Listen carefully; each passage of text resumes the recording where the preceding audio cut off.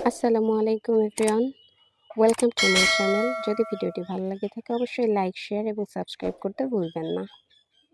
পড়ন্ত বিকেল বেলায় পাখির ডাক শুনতে আর বাতাস খেতে কিন্তু মন্দ লাগে না। তো আমিও বসে বসে সেটাই করছিলাম আর চারিদিকে সবুজের সমারোহ দেখছিলাম। এর মধ্যে দেখি আজকে আমার মা রান্না করবে হচ্ছে ছোলার পোলাও। আমাদের আঞ্চলিক ভাষায় এটাকে বলে হচ্ছে ছোলা দিয়ে চাল তেলানি আর কি। তো সেটা রান্না করার জন্যই আমার মা ছোলাগুলো সুন্দর করে পরিষ্কার করে ধুয়ে রেখে দিয়েছে এবং পরিমাণ মতো পেঁয়াজ নিয়ে সেটাও কুচি কুচি করে কাটছে। তো পেঁয়াজ পরিমাণ মতো নিয়ে নিল, নিয়ে কুচি কুচি করে কাটছে। কাটা হয়ে গেলে দেখলাম আমার মা একটা ছোট্ট বাটিতে কয়েকটা কাঁচামরিচ দিয়ে দিল, আবার কাঁচামরিচ দিল, দিয়ে দেওয়ার পরে সেখানে দিয়ে দিল পানি। পানি দিয়ে এবার কাঁচামরিচগুলো পরিষ্কার করে ধুয়ে নিল এবং কাঁচামরিচটা ভালোভাবে ধুতে হবে যেন কোনো ময়লা না থাকে, সেটা তো আপনারা সবাই জানেন। তো এবার মরিচগুলো কুচি করার পালা। তো মরিচ কুচি কুচি করা হচ্ছে, খুব সুন্দর করে কুচি কুচি করা হচ্ছে। কুচি কুচি করা হয়ে গেলে এখন তাও দেখলাম কুচি কুচি করা শেষ হচ্ছে না, অনেকগুলো মরিচ ছিল তো। তারপরে দেখলাম একটা বাটিতে আমার মা এলাচ, দারচিনি, তেজপাতা রেখে দিল।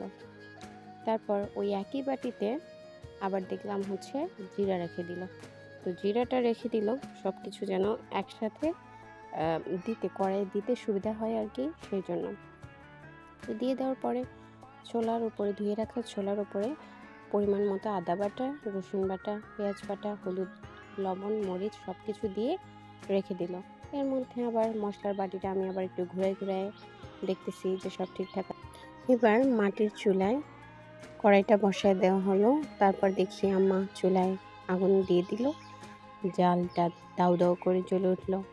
তো আসলে মাটির চুলায় রান্না দেখতে অসাধারণ, খেতে অসাধারণ। এরপর কড়াইয়ে দিয়ে দেওয়া হলো খাঁটি সরিষার তেল।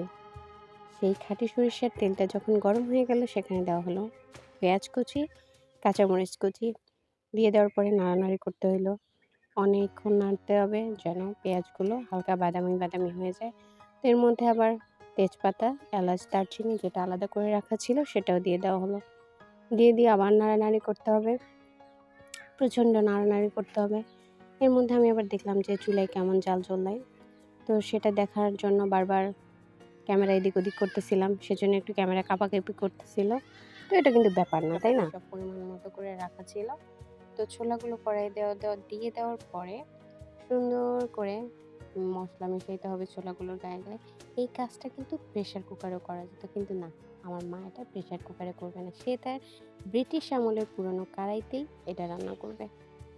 জানি না কেন, তাকে হাজার বলে বলেও প্রেশার কুকারে আমি রান্না করাইতে পারি না। তো যাই হোক,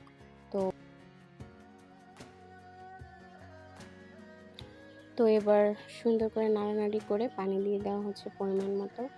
যেহেতু ছোলা সেদ্ধ হতে একটু সময়ও লাগে বেশি, পানির পরিমাণও বেশি লাগে, তো আপনারা পরিমাণ মতো পানি দিয়ে নেবেন।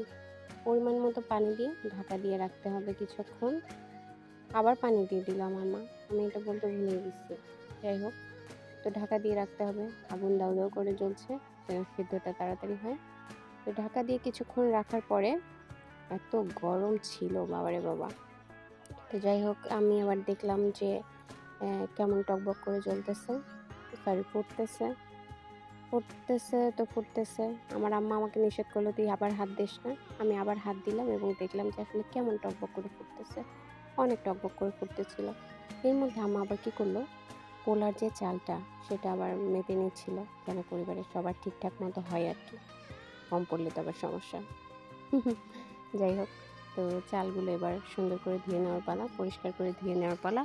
তো আমার মা পানি দিল, পানি দিয়ে পরিষ্কার করে চালগুলো ধুয়ে নিচ্ছে। আপনারা একটা কাজ করতে পারেন, এটা কিন্তু খুবই গুরুত্বপূর্ণ। আমরা কি করি, চাল ধোয়ার পানিটা কিন্তু ফেলে দিই, কিন্তু না, এই পানিটা কিন্তু গাছের জন্য খুবই উপকারী। সুতরাং আপনারা চেষ্টা করবেন যেন এই পানিটা অপচয় না হয়। তো কিছুক্ষণ পরে দেখলাম পানি অনেকটাই কমে গিয়েছে। তো আমার মা আবার ঢাকনাটা খুলে একটু নাড়ানাড়ি করে দিল যেন সব কিছু ভালোভাবে মিশে যায়। কিছুক্ষণ পরে যখন পানিটা একদম শুকিয়ে গেল তখন আবার ঢাকনাটা খুলে একটু রেখে দেওয়া হলো কিছুক্ষণ এবং সেই মিক্সকরণ প্রক্রিয়া চলতেছে। এরপরে কড়াইটা নামানোর পালা। তো তো এবার কড়াইটা নামানো হলো। ওই চুলাতেই আরেকটা কড়াই দেওয়া হলো এবং দিয়ে দেওয়া হলো সরিষার তেল।